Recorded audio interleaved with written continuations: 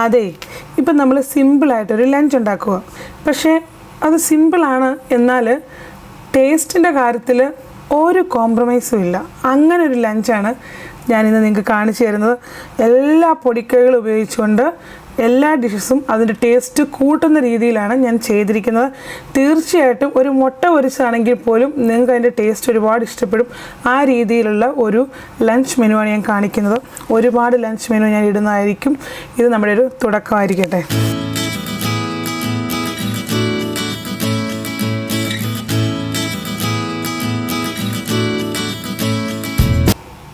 അപ്പോൾ ഒരു മെഴുക്ക് പുരട്ടി ഉണ്ടാക്കാം.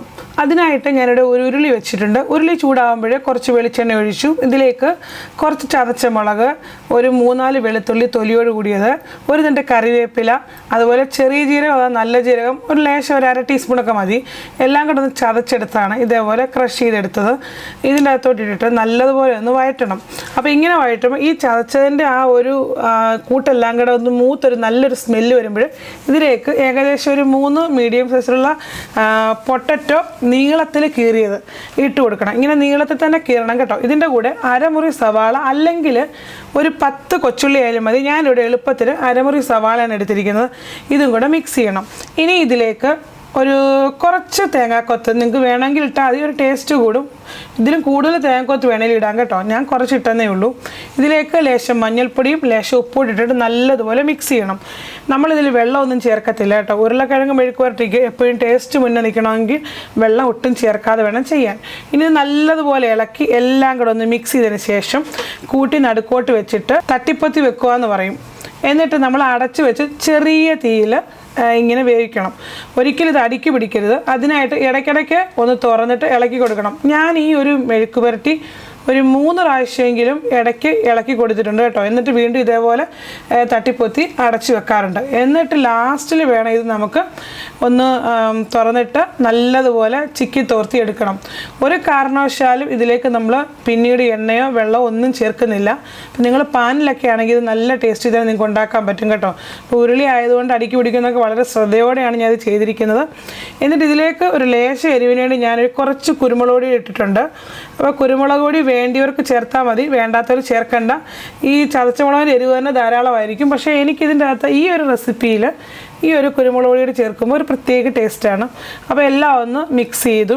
ഇനി നമുക്കിത് തീ ഓഫാക്കാം. ഇത് കറക്റ്റ് പാകമായി.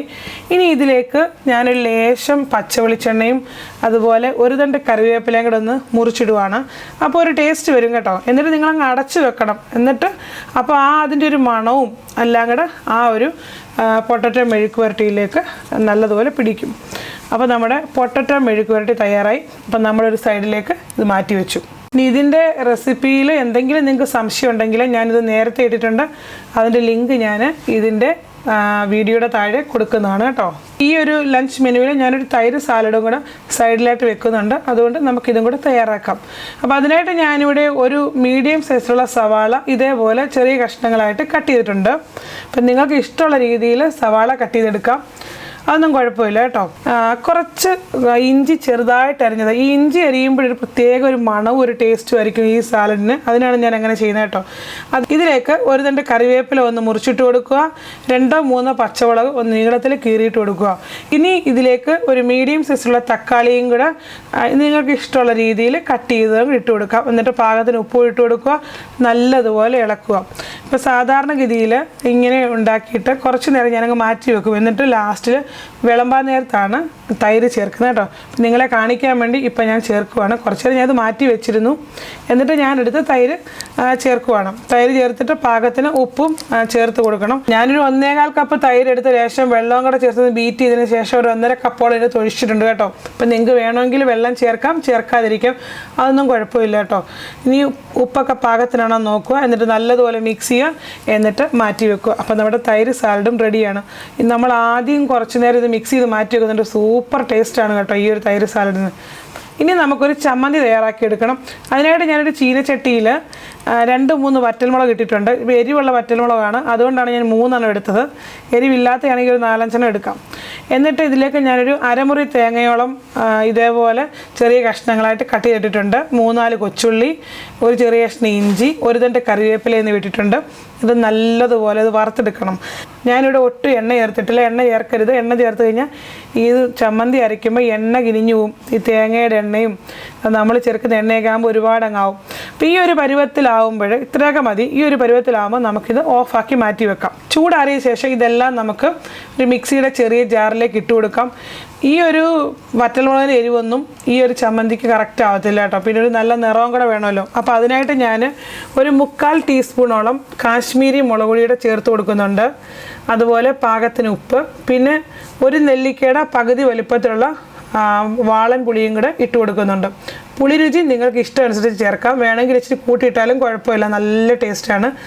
ഇനി ഇത് നമുക്ക് ചമ്മന്തിയാക്കി എടുക്കാം. ഞാൻ ഒട്ടും വെള്ളമൊന്നും ചേർത്തില്ല. നല്ലതുപോലെ അരഞ്ഞു കിട്ടി. ഉള്ളിയുടെയൊക്കെ ആ ഒരു വെള്ളത്തിൽ നല്ലതുപോലെ അരഞ്ഞു കിട്ടി. നല്ല സൂപ്പർ ടേസ്റ്റാണ്. നിങ്ങളുടെ മിക്സി വഴങ്ങുന്നില്ലെങ്കിൽ മാത്രം ലേശം വെള്ളം ഒരു 1/2 ടീസ്പൂൺ വെള്ളം ഒന്ന് തളിച്ചു കൊടുത്താൽ മതി. നോക്ക്, നല്ല സൂപ്പർ ടേസ്റ്റുള്ള ചമ്മന്തിയാണ്. സത്യത്തിൽ ഈ ഒരു ചമ്മന്തി മാത്രം മതി ചൂട് ചോറ് എത്ര വേണേലും കഴിക്കാം. അത്ര കിടിലൻ ചമ്മന്തിയാണ് കേട്ടോ. ഒരിക്കലെങ്കിലും ഒന്ന് തയ്യാറാക്കി നോക്കണം. അപ്പോൾ നമ്മുടെ ചമ്മന്തി തയ്യാറായി കഴിഞ്ഞു. നമുക്കിനി മാറ്റി വെക്കാം. അപ്പം പിന്നെ ഈ ചമ്മന്തിയിൽ മുളക് പൊടിക്ക് പകരം മറ്റേ കാശ്മീരി മുളക് ഉണ്ടെങ്കിൽ നിങ്ങൾ അത് 2-3 ചേർത്താലും മതി കേട്ടോ. ആദ്യം വറക്കുന്ന സമയത്ത് എൻ്റെ കയ്യിൽ ഇതില്ലാത്തത് കൊണ്ടാണ് ഞാൻ മുളക് പൊടി വെച്ച് അഡ്ജസ്റ്റ് ചെയ്തത്. ഇനി നമുക്ക് മുട്ട പൊരിക്കാം. അപ്പം മുട്ട പൊരിക്കുന്ന വീഡിയോ ഞാൻ നേരത്തെ ഇട്ടിട്ടുള്ളതാണ്. അപ്പം മുട്ട പൊരിക്കാനായിട്ട് ഞാനൊരു ബൗളിലേക്ക് ഒരു ചെറിയ കഷ്ണം ഇഞ്ചി ചെറുതായിട്ട് കൊത്തി അരിഞ്ഞത്, ഒരു 3 പച്ചമുളക് ഇതേപോലെ വട്ടത്തിൽ ചെറുതായിട്ട് അരിഞ്ഞത്, അതുപോലെ തന്നെ ഒരു തട്ട് കറിവേപ്പില ചെറുതായിട്ട് അരിഞ്ഞത്, ചെറിയൊരു സവാള ഇതേപോലെ ചെറുതായിട്ട് കൊത്തി അരിഞ്ഞത്, ഇതെല്ലാം കൂടി ഇട്ടിട്ട് നല്ലതുപോലെ ഒന്ന് മിക്സ് ചെയ്യുക. അപ്പോൾ ഇഞ്ചി ചേർക്കുമ്പോൾ നമ്മുടെ മുട്ട പൊരിച്ചതിൻ്റെ ടേസ്റ്റ് വേറെ ലെവലാണ് കേട്ടോ. ഇനി ഇതിലേക്ക് 3-3.5 ടേബിൾ സ്പൂൺ തേങ്ങ തിരുമിത് ചേർക്കാം. തേങ്ങ തിരുമിത് ചേർക്കാൻ ഇഷ്ടമല്ലാത്തവർ ചേർക്കണ്ട, പക്ഷെ ഞാൻ ഇത് ചേർക്കാറുണ്ട് കേട്ടോ. ഇനി ഇതിലേക്ക് ഒരു 1/4 ടീസ്പൂൺ മഞ്ഞൾപ്പൊടി, പാകത്തിന് ഉപ്പ് ഒട്ടും കൂടരുത് കേട്ടോ. മുട്ടയ്ക്ക് ഉപ്പ് കൂടി കഴിഞ്ഞ് കഴിഞ്ഞാൽ കഴിക്കാൻ ഒരു ടേസ്റ്റും കാണത്തില്ല, എടുത്ത് കളയേണ്ടി വരും. ഇനി ഇതിലേക്ക് ഞാൻ 2 മുട്ടയാണ് ചേർക്കുന്നത്. അപ്പം മുട്ട ഡയറക്റ്റ് പൊട്ടിച്ചൊഴിക്കാൻ പറ്റാത്തവർ വേറൊരു ബൗളിലോട്ട് പൊട്ടിച്ചൊഴിച്ചിട്ട് ഇതിനകത്തോട്ട് മിക്സ് ചെയ്താലും മതി, അല്ലെങ്കിൽ അതിൻ്റെ തോടൊക്കെ വീടും കേട്ടോ. ഇനി ഇത് നല്ലതുപോലെ ഇളക്കണം. എപ്പോഴും ഒരു ടിപ്പ് ഓർക്കണം, മുട്ട ഇളക്കാനൊക്കെ നല്ലതുപോലെ നമുക്ക് പറ്റുന്നത് സ്പൂണിനെക്കാട്ടിൽ ഫോർക്കാണ് കേട്ടോ. അപ്പോൾ പെട്ടെന്ന് തന്നെ എല്ലാം നല്ലതുപോലെ മിക്സ് ചെയ്ത് കിട്ടും. അതുപോലെ തൈര് മിക്സ് ചെയ്യാനായാലും ഫോർക്ക് തന്നെയാണ് നല്ലത് കേട്ടോ. ഞാനത് മുന്നേ പറയാൻ വിട്ടുപോയതാണ്. അപ്പോൾ അതെല്ലാം റെഡിയായി. അപ്പോൾ ഞാനൊരു പരന്ന ഫ്രൈയിങ് പാൻ വെച്ചിട്ടുണ്ട്. ഇതിലേക്ക് ലേശം എണ്ണ ഒഴിച്ചൊന്ന് ഗ്രീസ് ചെയ്ത് കൊടുത്തു. അതിനുശേഷം മുട്ടയുടെ കൂട്ട് ഇതിലേക്ക് ഒഴിച്ചു കൊടുക്കുകയാണ്. അപ്പോൾ ചെറിയ തീയാണ് വെച്ചിരിക്കുന്നത്. ഇനി ഇത് നല്ലതുപോലെ ഒന്ന് പാനെടുത്ത് ഒന്ന് റൗണ്ടിലാക്കി വെക്കണം. എന്നിട്ട് ഇത് നമ്മൾ അടച്ചു വെക്കണം. അടച്ചു വെക്കുമ്പോൾ കറക്റ്റ് ഒരു 1 മിനിറ്റിന് താഴെ വേണം ആ ഒരു സൈഡ് വേവണം. ചെറിയ തീ ആയിരിക്കണം. അത് കഴിഞ്ഞ് തിരിച്ചിടുമ്പോൾ മുട്ട ഒട്ടും പൊട്ടിപ്പോയിരിക്കാൻ ശ്രദ്ധിക്കുക. ഇതിനുള്ള ടിപ്പൊക്കെ ഞാൻ നേരത്തെയുള്ള വീഡിയോയിൽ പറഞ്ഞിട്ടുണ്ട് കേട്ടോ. ഇനി വീണ്ടും നമ്മൾ 1 മിനിറ്റിൽ താഴെ ഒന്നും കൂടെ ഒന്ന് ചെറിയ തീയിൽ അടച്ചു വെക്കുക. അപ്പോൾ മുട്ട റെഡിയായി. അപ്പോൾ മുട്ട പൊരിച്ചത് ഇനി നിങ്ങളിപ്പം തന്നെ ഒരു 4-5 പീസായിട്ട് മുറിച്ചോ. നിങ്ങളുടെ വീട്ടിലെ അംഗങ്ങളുടെ എണ്ണം അനുസരിച്ച് മുറിക്കുക. അപ്പോൾ അത്രയേ ഉള്ളൂ. അപ്പോൾ അടിപൊളി ടേസ്റ്റാണ്. ഈ മുട്ട പൊരിച്ചതിന് ഒരു കിടിലൻ ടേസ്റ്റാണ്. കാരണം എന്താ അറിയോ, നമ്മൾ ഈ ഒരു ഇഞ്ചിയൊക്കെ ചേർക്കുമ്പോൾ ഒരു പ്രത്യേക ടേസ്റ്റാണ് കേട്ടോ.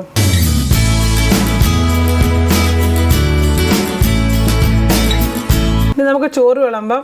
അപ്പോൾ ഒരു പ്ലേറ്റിലേക്ക് ചൂട് ചോറ്, നമ്മുടെ തേങ്ങ വറുത്ത ചമ്മന്തി, തൈര് സാലഡ്, ഉരുളക്കിഴങ്ങ് മെഴുക്ക് പുരട്ടി, പിന്നെ മുട്ട പൊരിച്ചത്. അടിപൊളി കോമ്പിനേഷനാണ്. നിങ്ങൾ ഒരിക്കലെങ്കിലും തയ്യാറാക്കി നോക്കണം. ഒരു പൊതിച്ചോറിലെ വിഭവങ്ങളൊക്കെ തന്നെയാണ് ഇതും.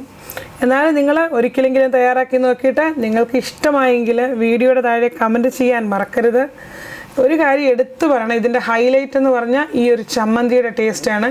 അതുപോലെ ചമ്മന്തിയും ഈ മെഴുക്ക് പുരട്ടിയും ഈ മുട്ട പൊരിച്ച 3ഉം നല്ല സൂപ്പർ ടേസ്റ്റാണ്. അപ്പോൾ നിങ്ങൾക്ക് ഈ വീഡിയോ ഇഷ്ടമായെങ്കിൽ വീഡിയോയുടെ താഴെ കമൻറ്റ് ചെയ്യാൻ മറക്കരുത്. വീണ്ടും അടുത്ത അടിപൊളി റെസിപ്പിയിൽ കാണുന്നവരെ എല്ലാ കൂട്ടുകാർക്കും നന്ദി, നമസ്കാരം.